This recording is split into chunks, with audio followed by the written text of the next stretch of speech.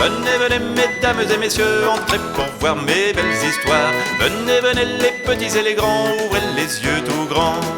Il y a du mystère, des farces et des secrets, de la tendresse, des rires et des câlins. Avec les rêves, on va comme de rien dans les pays lointains. Venez, venez, mesdames et messieurs, entrez pour voir mes belles histoires. Venez, venez, les petits et les grands, ouvrez les yeux tout grands.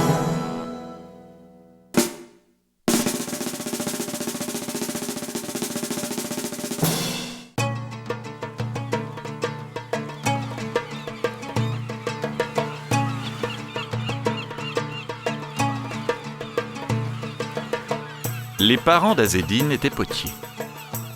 L'été, ils vendaient leur poterie sur le port et Azedine passait ses journées à gambader.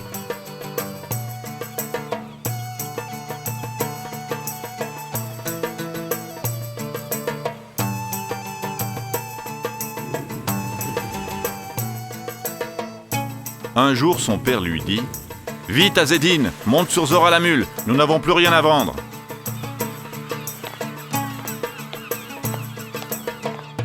Va à la maison chercher des poteries, ne traîne pas en route et ne casse rien, sinon... Azedine suit le chemin le long de la mer.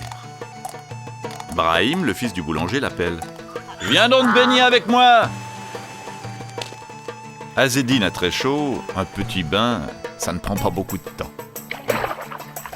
Et hop, le voilà dans l'eau fraîche avec Brahim. Mais Azedine a promis de ne pas traîner. Et hop, le voilà sur Zora la mule et hu!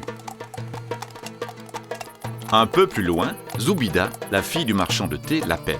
« Azedine, viens donc manger des figues avec moi !» Un petit goûter, ça ne prend pas beaucoup de temps.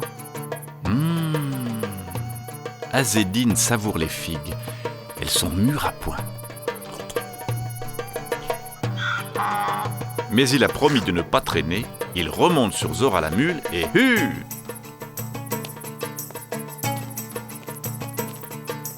Un peu plus loin, Farid, le fils du cordonnier, propose à Azedine une petite sieste sous un oranger. Quelle bonne idée! Une petite sieste, ça ne prend pas beaucoup de temps. Les deux amis s'endorment. Lorsqu'Azedine se réveille, le soleil est bien bas. Il se dit... Si je ne me dépêche pas... gare à mon père. Allez, hu! Zora la mule galope jusqu'à la maison. Azedine charge sur son dos les plus belles poteries. Et hu! Mais Zora ne bouge pas. Hu donc! La mule reste immobile. Tête de mule, vas-tu avancer? Zora part au triple galop. Oh, oh là! Oh, Zora, arrête-toi! Zora s'arrête enfin. Ouf, elle n'a pas cassé un seul pot. C'est la catastrophe. Azedine éclate en énormes sanglots. Il pense à la colère de son père. Il a trop peur de revenir avec les pots cassés. Azedine décide d'aller se cacher dans les grottes de la montagne. Il charge sur la mule un grand sac de terre. Il emporte les pinceaux et les jolies couleurs de sa mère. Azedine fait un grand feu et se met au travail. Il prend de la terre, il la modèle. D'abord, ses pots sont un peu ratés. Puis, Azedine se souvient des gestes de son père. Il l'a regardé travailler si souvent.